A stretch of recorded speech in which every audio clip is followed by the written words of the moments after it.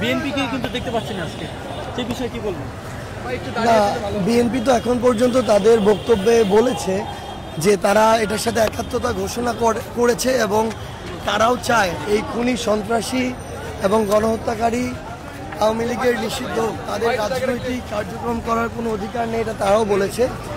এখন আমরা তাদের এই যে সম্মতি এটা পেয়েছি, এখন আমরা তাদেরকে আসলে রাজপথে চাই যেভাবে ছাত্রদল রয়েছে কিনা এটা হচ্ছে আমরা যখন নেতৃস্থানীয় কাউকে দেখব, সেটা রাকিব ভাই, নাসির ভাই, তাদেরকে তখন আমরা বুঝতে পারবো যে তারা রয়েছে আসলে।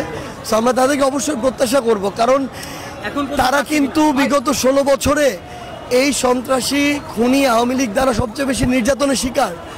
তো আমরা তো অবশ্যই তাদের নিষিদ্ধের এই যে গণকর্মসূচি, এখানে তাদের অংশগ্রহণ সবচেয়ে বেশি প্রত্যাশা করি এবং আমরা মনে করি যে আমরা ঐক্যবদ্ধভাবে জুলাইয়ের মতো আবারও আমাদের জায়গা থেকে লড়াই করে এই খুনি সন্ত্রাসী আওয়ামী লীগকে নিষিদ্ধ করতে পারবো। এখন পর্যন্ত বিএনপিকে দেখতে পাচ্ছেন কিনা বা ছাত্র দলের নেতাকর্মীরা আসছে কিনা আপনাদের সাথে?